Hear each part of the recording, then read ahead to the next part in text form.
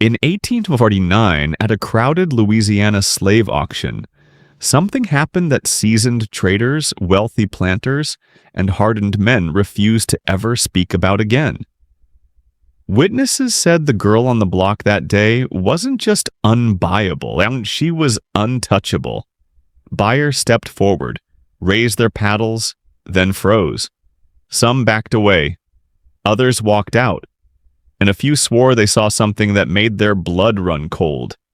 Tonight, we uncover the hidden truth behind the slave girl who terrified an entire auction, and why every man in that room suddenly refused to bid, no matter the price.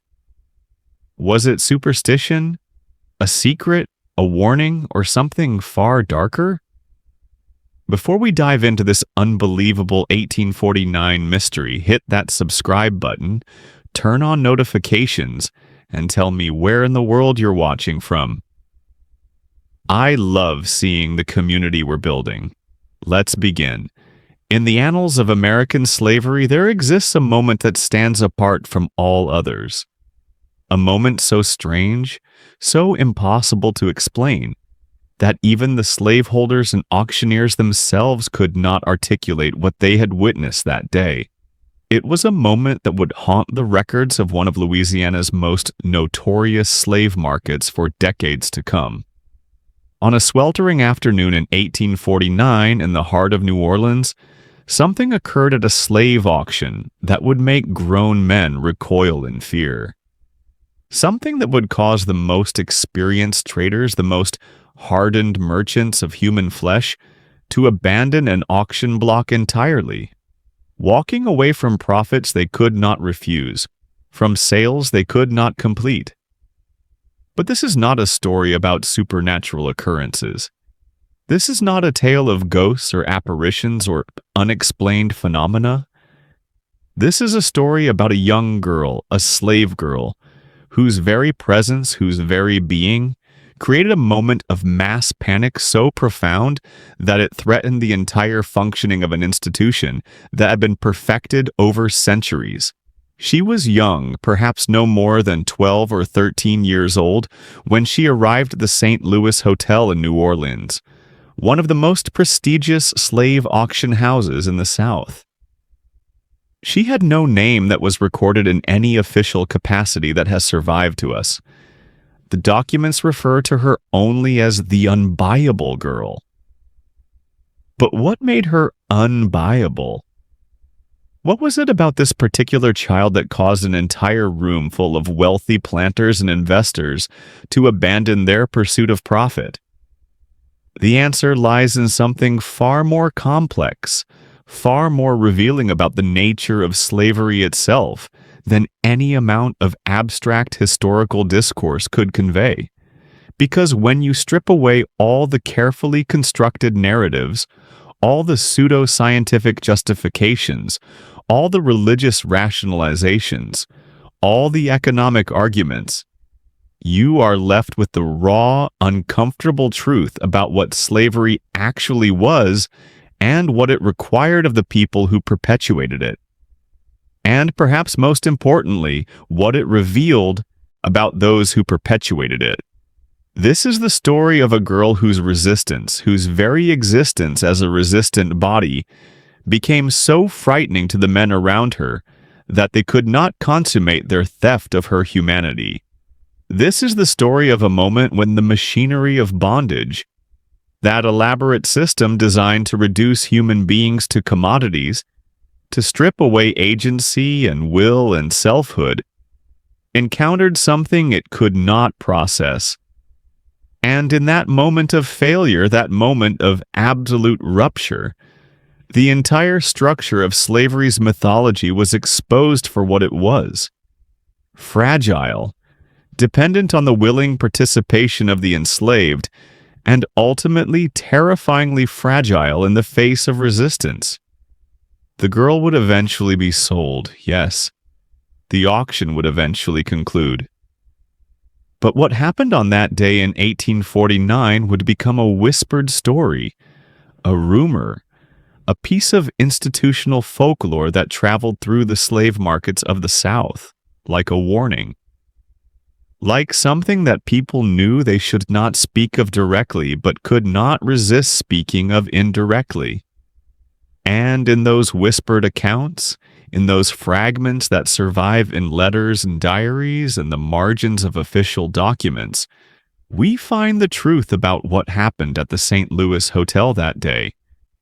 To understand what occurred at that auction, we must first understand the world into which this girl was brought.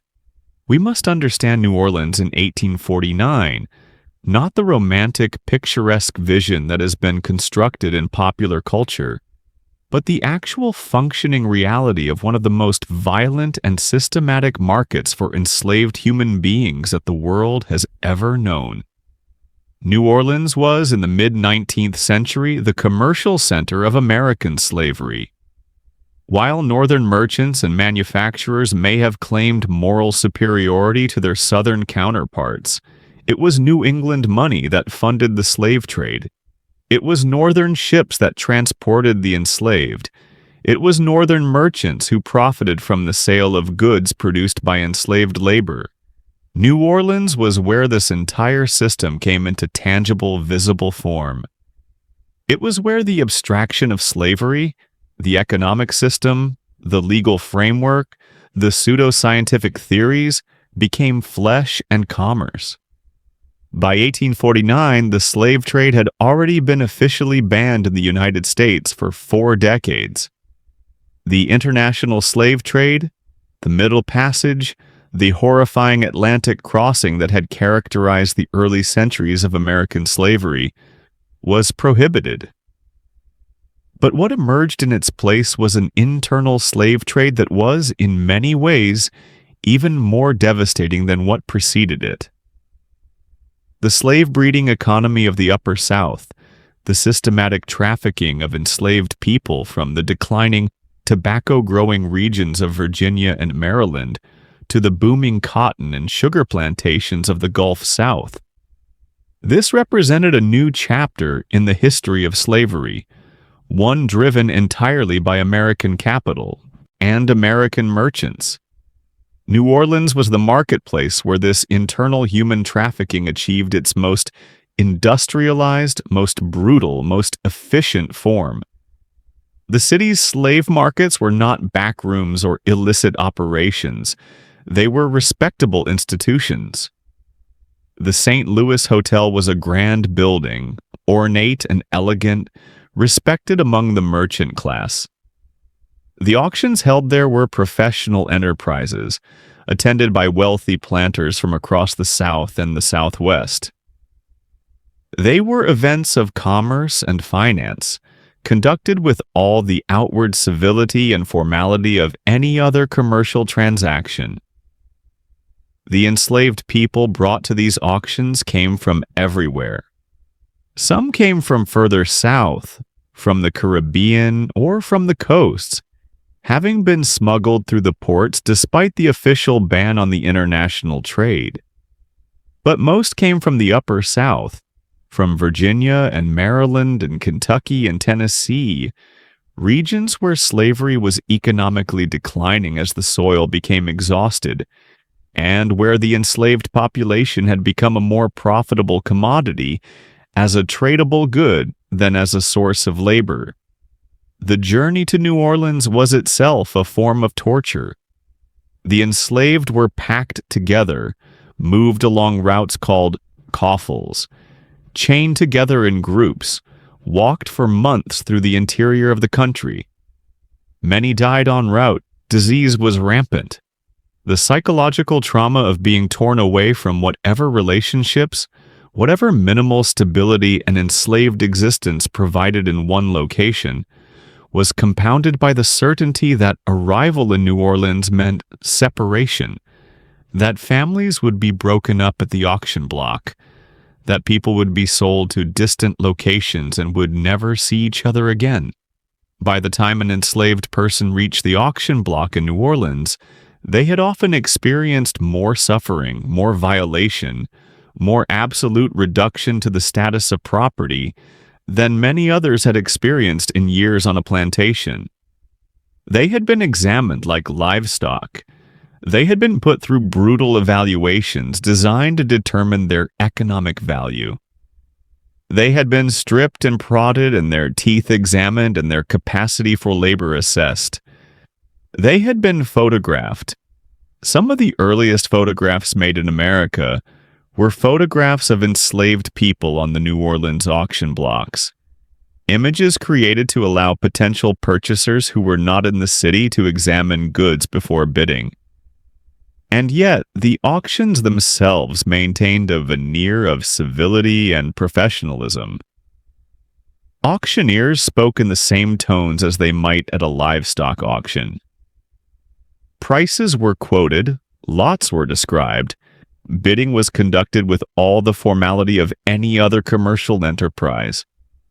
The men who conducted these auctions were not perceived, either by themselves or by their communities, as particularly cruel or barbaric. They were businessmen. This was business. And business in 1849 was good.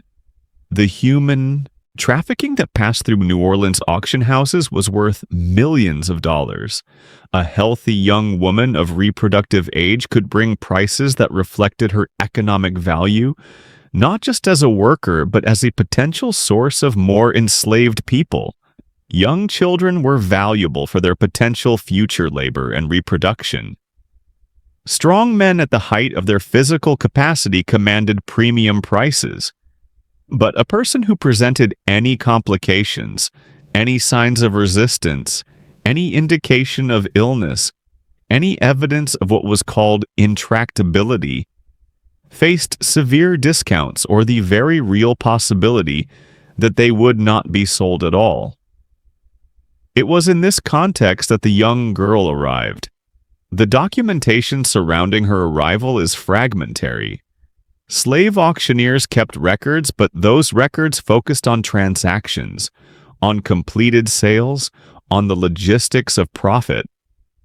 A girl who was never successfully sold was less likely to generate extensive documentation. We know from the fragmentary records that do survive that she came to the St. Louis Hotel in 1849, likely in the summer or early autumn. She was young. Estimates from the time suggest she was between 12 and 14 years old. She was described in the few documents that mention her as of average physical condition, which in the dehumanizing language of the time meant that she showed no obvious signs of disease or severe malnutrition. She could work. She could potentially breed. She was, by the standards of the auction house, a saleable commodity. What is remarkable is that no record survives describing what happened to her before she arrived in New Orleans. We do not know where she was born. We do not know whether she had been enslaved her entire life or whether she had experienced freedom at any point. We do not know if she had family, if those family members were alive or dead, if she had any memory of a life before slavery, or if slavery was all she had ever known. The historical record, that most basic tool of historical knowledge, fails us here. The girl appears in the sources only at the moment she became a problem for her sellers. What we do know is that when she arrived at the St. Louis Hotel, something began to happen. Something that would eventually become so pronounced, so impossible to ignore, that it would precipitate a crisis among the very people who profited from her captivity. The earliest indication that something was wrong comes from a brief notation in a letter written by one of the auctioneers to a business associate in another city. The letter is dated August 1849.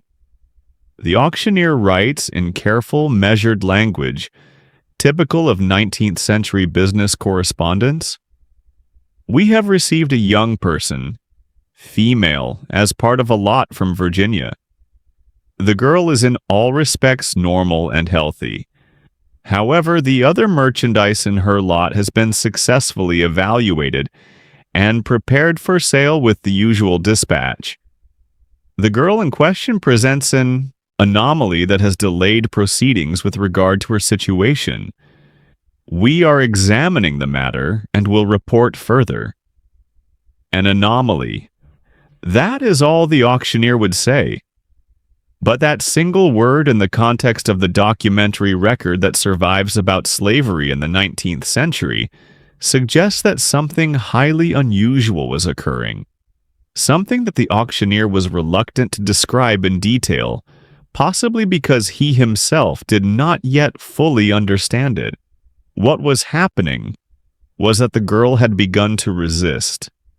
But she was not resisting in the ways that enslaved people were expected to resist, through running away, through subtle forms of non-cooperation, through the kinds of resistance that the system had mechanisms for containing.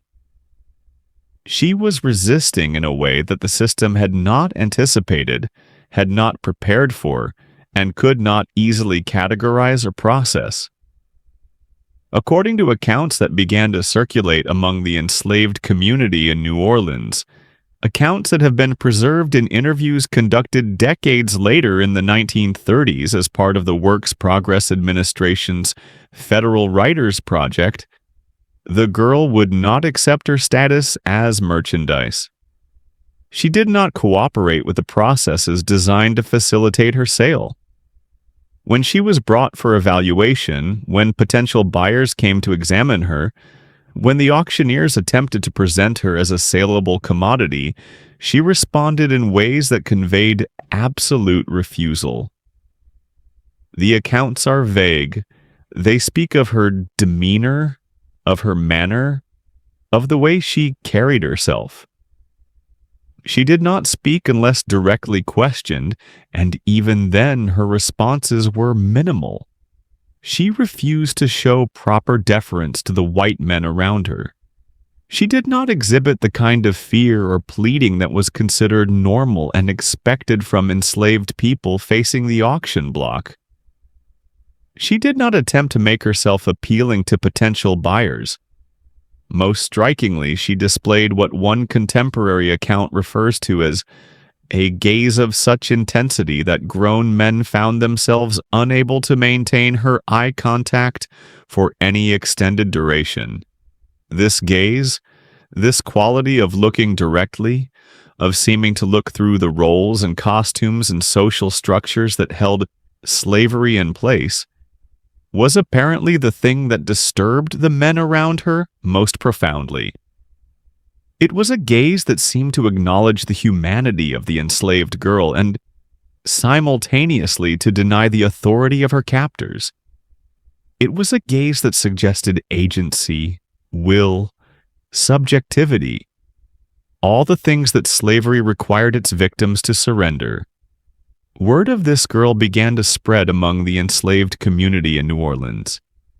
In a city where enslaved people had limited freedom of movement, where they were constantly monitored and surveilled, information still moved between them through the private spaces of enslavement, through conversations held in the quarters at night, through whispered exchanges during the rare moments when enslaved people found themselves alone with one another, through the informal networks that persisted, despite the brutal apparatus of control that governed enslaved life.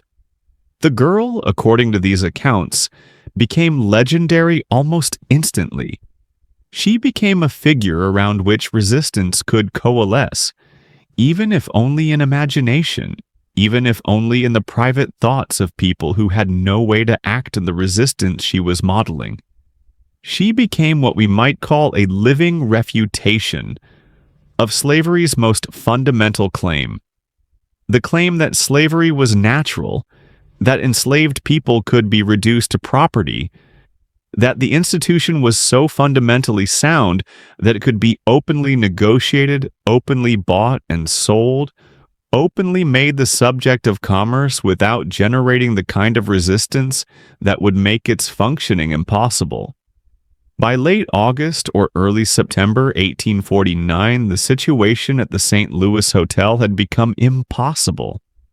The girl had been in custody for weeks. No sale had been completed. The auctioneers, desperate to resolve the situation and realize profit on their investment, decided to conduct a public auction. They had done this countless times before. They had standing, authority, the full weight of law and custom and economic interest on their side. Why would they expect this time to be any different? The auction was scheduled for a specific date in early September. The exact date has not been preserved in the historical record, though various accounts suggest it was sometime between September 5th and September 15th. Word of the upcoming auction spread through New Orleans. The girl had become notorious. There was genuine curiosity to see what all the commotion was about. Wealthy planters arrived to view the merchandise before the sale. The auction house was crowded. The conditions were favorable for a successful transaction. What happened next exists in the documentary record primarily through accounts that are incomplete, contradictory, and marked by obvious attempts at censorship and revision. The auctioneers themselves, as we noted earlier, were reluctant to describe what occurred in detail. But piecing together accounts from various sources, from letters, from diary entries, from the oral histories collected in the 1930s, from the fragmented historical record, we can reconstruct what seems to have happened. The girl was brought to the auction block. She was positioned in front of the assembled crowd of potential buyers. The auctioneer began his recitation, describing her age, her health, her condition, her capacity for labor.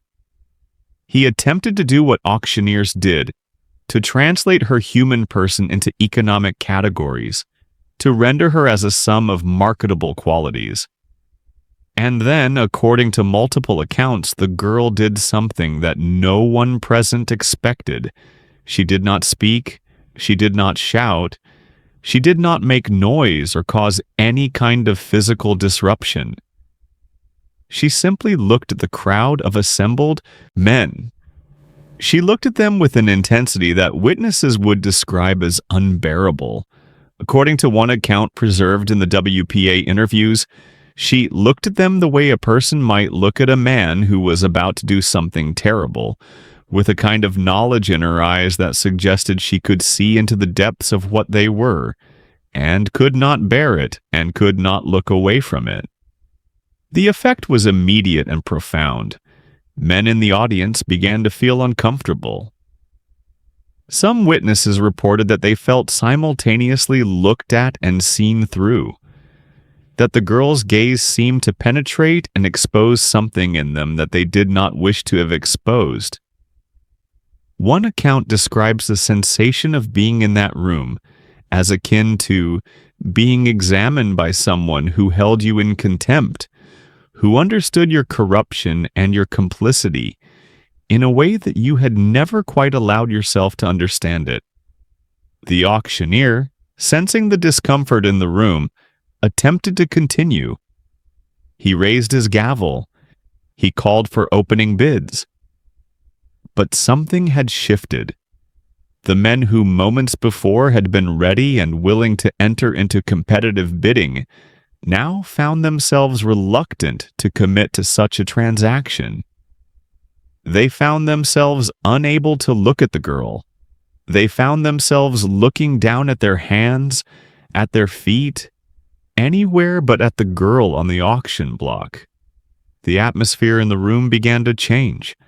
An account from a letter written several months later describes it as an electrical sense of wrongness, as though the very walls of the building had become aware of what was occurring within them and were registering a kind of moral protest.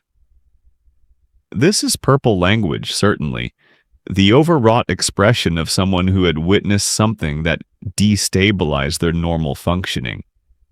But it suggests the intensity of what people present were experiencing. The auctioneer called for bids again. There was silence. Absolute, complete silence. In a room full of wealthy men, all of whom had come specifically to bid on enslaved human beings, Not a single man raised his hand. Not a single man entered into the auction. What was happening? The men in the room were not abolitionists. They were not motivated by moral objection to slavery. Most of them owned slaves. They had profited from slavery. They did not experience conscientious scruples about slavery, but in that moment, facing the girl's gaze, facing the reality of the girl as a human being rather than as an abstraction, they found themselves unable to participate in her sale. One account, preserved in a diary entry from a planter who was present at the auction, attempts to describe what he experienced. I came to that auction prepared to bid. I had an intention to purchase a girl for labor in my fields. But when she looked at me, I saw myself reflected in her eyes, and what I saw was unbearable. I saw myself as I truly am, a man participating in a monstrous enterprise, and I could not bear to continue. But this realization did not make me a better man. It only made me ashamed, and in my shame, I could not bid.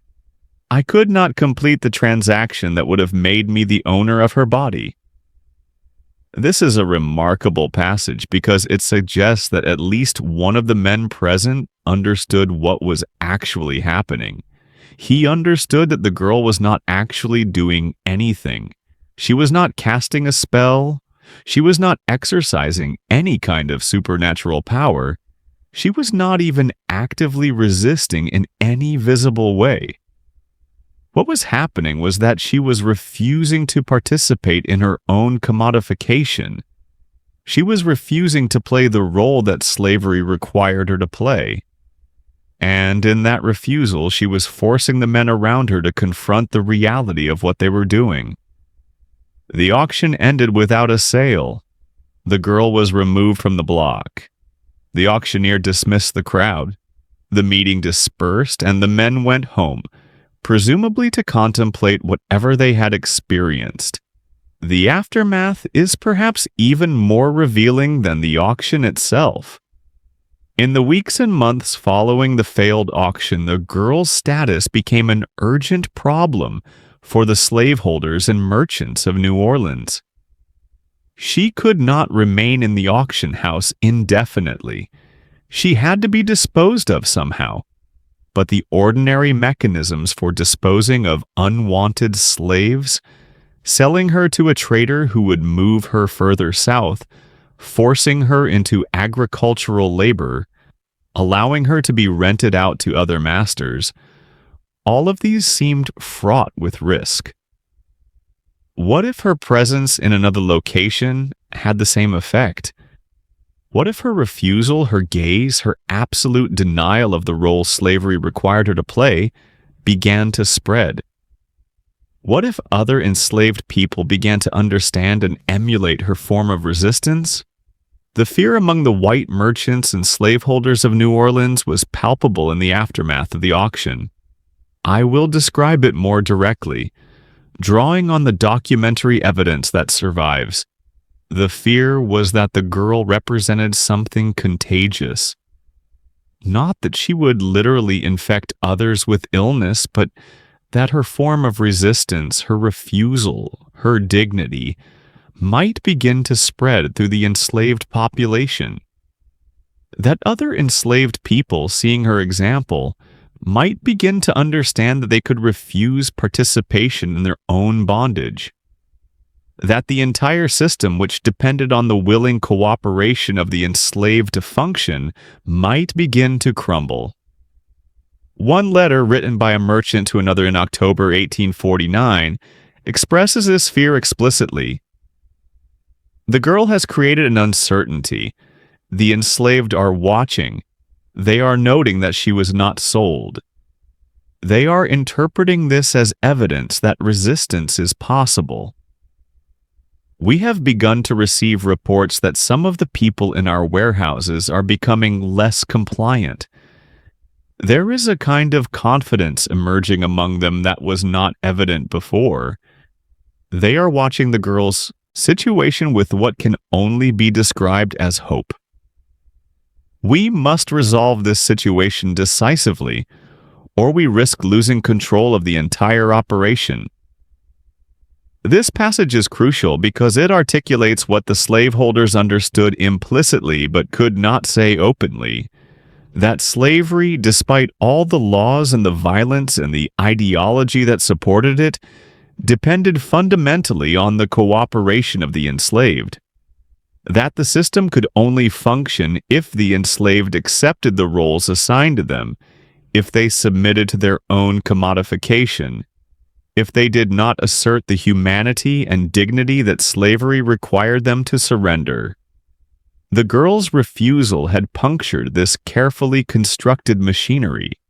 She had not run away. She had not organized a rebellion. She had not even spoken in protest.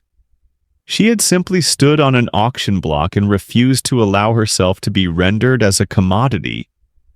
And in that refusal, she had revealed the fundamental fragility of the entire system. The response of the slaveholders was to attempt to erase her, or to render her erasable.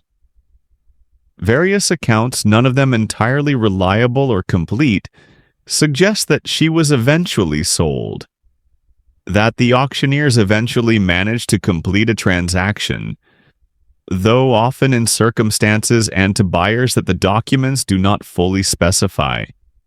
Some accounts suggest that she was sold to a trader who immediately moved her far from New Orleans, to a location so remote that any influence she might exert over the enslaved population of the city would be minimized.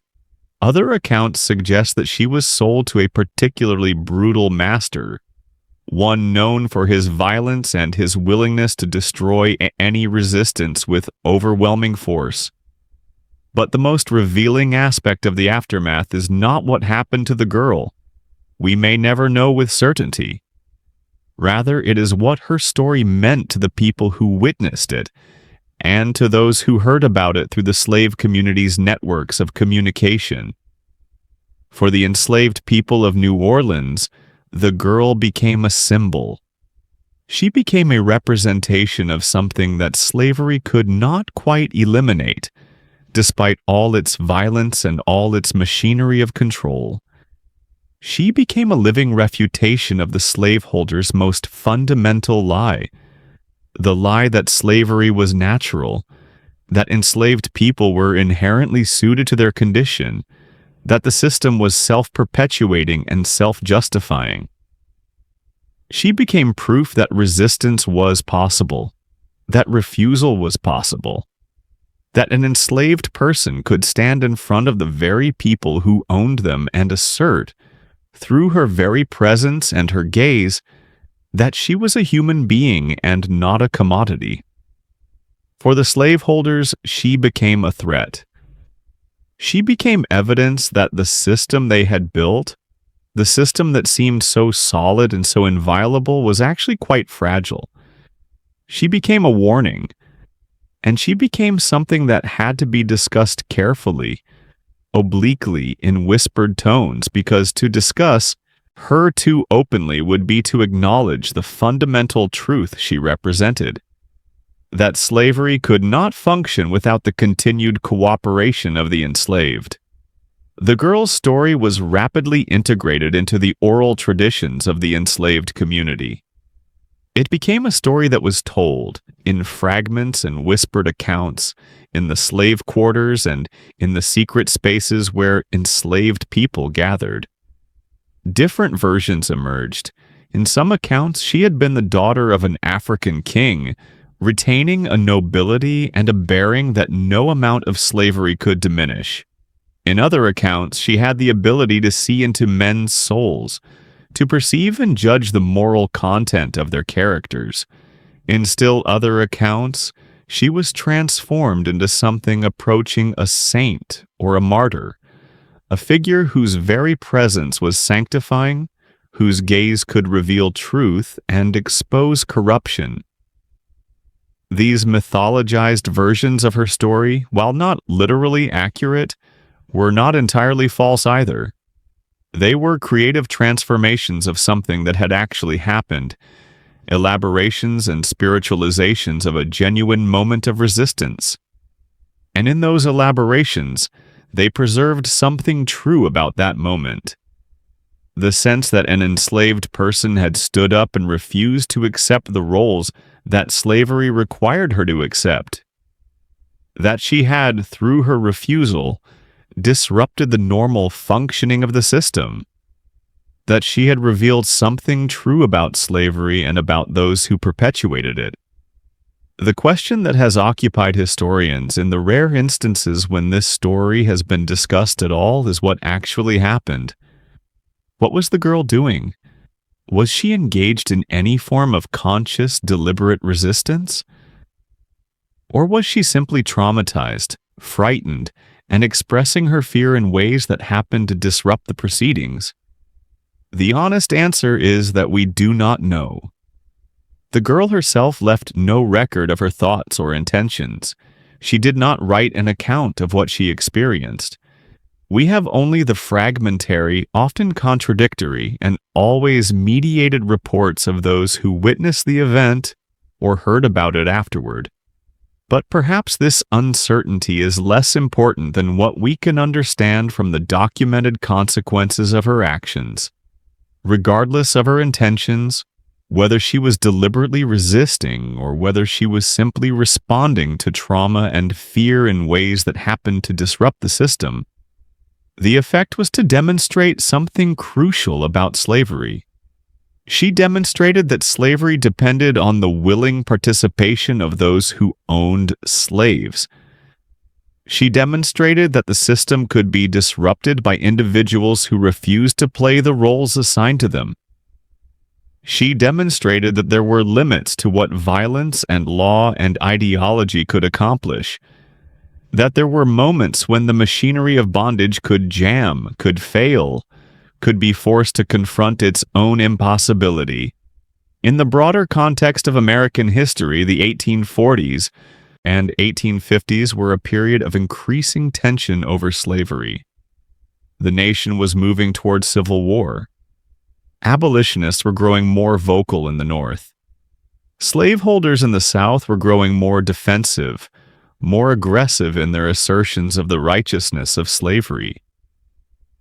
The idea that there was anything fundamentally wrong with slavery, anything that might limit its expansion or encourage its abandonment, was becoming increasingly unthinkable in elite circles. And yet, it was in this context that a young girl, whose name was never recorded, who left no written statements, who did not organize any formal rebellion, managed to disrupt one of the most important institutions of slavery in one of the most important cities of the slave-holding South. She managed to create a moment of doubt, a moment of uncertainty, a moment when the men who profited from slavery found themselves unable to continue participating in it, if only for a moment. The girl's story, as it circulated through the enslaved community, became a story about the possibility of resistance. It became a story that suggested that slavery was not inevitable, that it could be disrupted, that there were forms of resistance that could not be easily contained or destroyed. It became a story that implicitly asserted something that slavery could never fully eliminate: the humanity and dignity of the enslaved. In the decades that followed, in the lead-up to the Civil War, during the war itself, and in the Reconstruction era that followed, this understanding would become increasingly widespread. As enslaved people were given the opportunity to escape, to fight in the Union Army, to make choices about their own lives, millions would demonstrate the very capacity for agency, for dignity, for self-determination that slavery had always claimed to deny. The girl at the auction block in 1849 was not unique. She was in some ways an early expression of a resistance that would eventually sweep through the entire South, that would transform from the whispered hope of the enslaved to the manifest reality of millions of people claiming their own freedom. But in her moment, in 1849, she was alone. She was a young girl on an auction block, and she refused to be sold.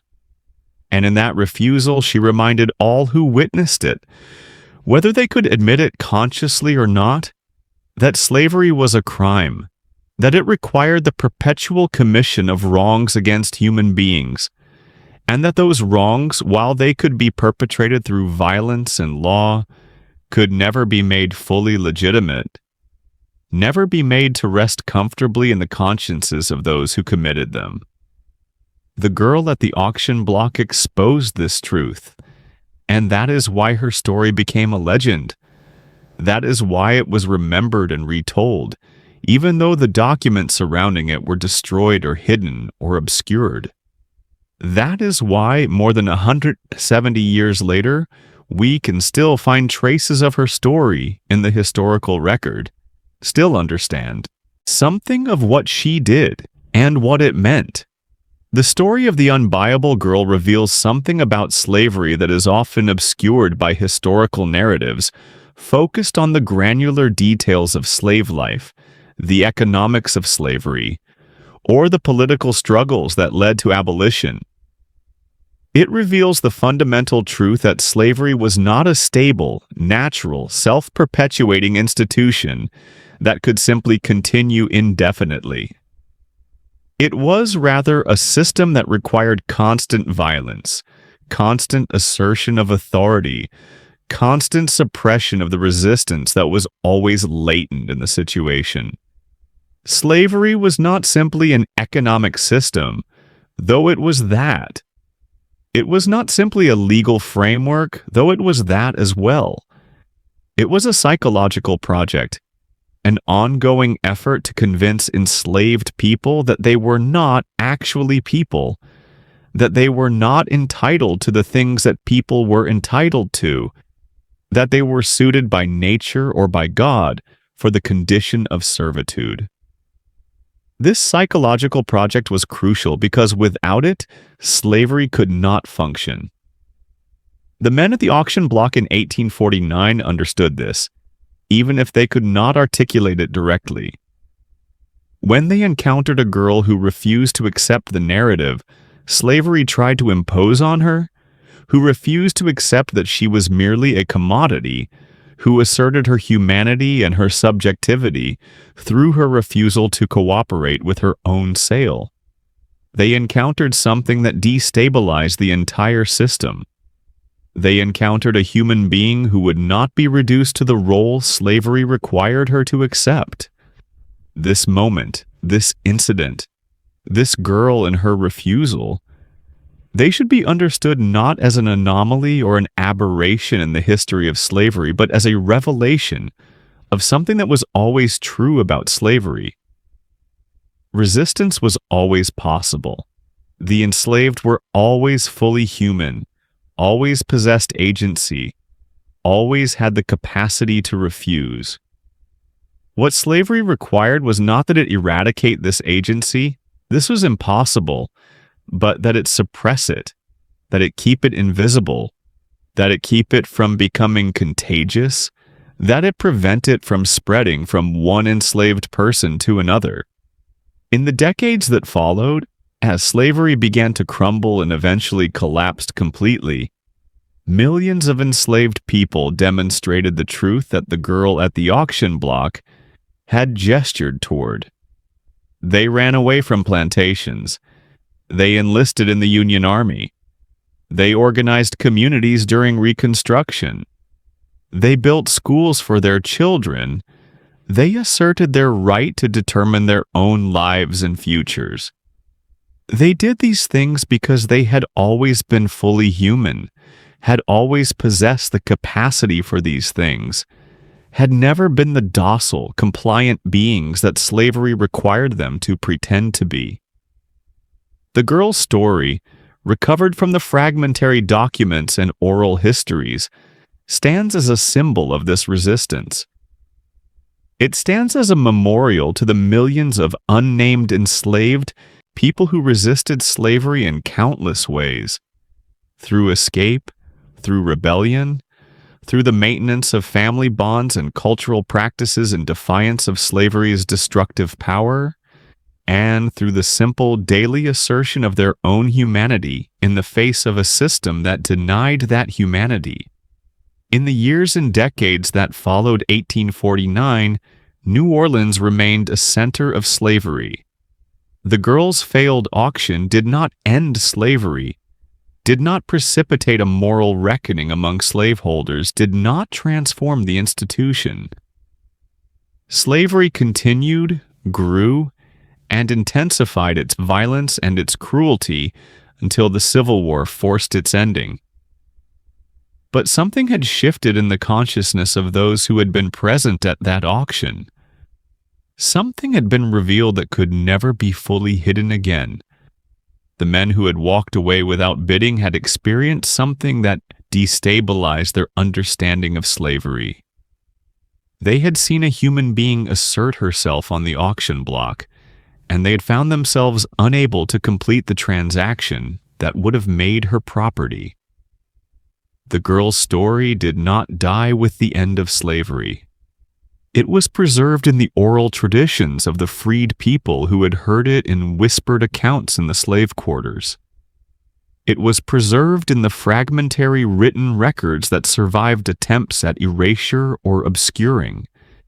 And it has been preserved in our own time, in the historical work of scholars who have pieced together the available evidence and recognized the significance of what it represents. What is this significance? What does the story of the unbuyable girl tell us that we need to understand? First, it tells us that slavery was never as total, never as complete as the ideology of slavery claimed it to be. Enslaved people retained agency.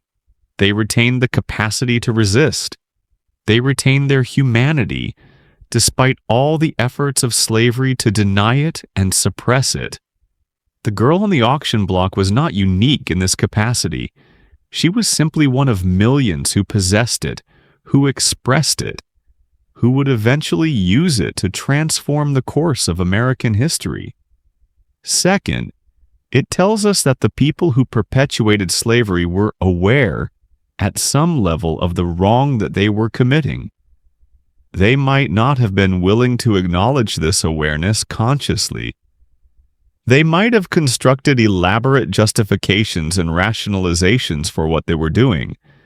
But at moments like this, when confronted with the direct refusal of an enslaved person to accept the narrative slavery imposed on her, they found themselves unable to proceed with their complicity. This tells us something about the fragility of systems of oppression, about the fact that they depend not only on external force, but on a kind of willingness to look away, to not see the humanity of those they are oppressing. Third, and perhaps most importantly, the story tells us that resistance takes many forms. Resistance does not require a manifesto or an organization or a formal articulation. Resistance can be as simple as the refusal to cooperate with the machinery of oppression, as quiet as a gaze held steady on those who seek to define you as less than human, as profound as the assertion of your own subjectivity in the face of those who deny it. The girl's story is a story about resistance, but it is also a story about fear.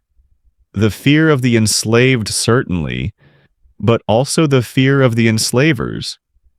It is a story about what happened when one person's refusal became visible to the machinery of oppression, when the cracks in the system became apparent, when the men who benefited from slavery found themselves unable to participate in it, if only for a moment.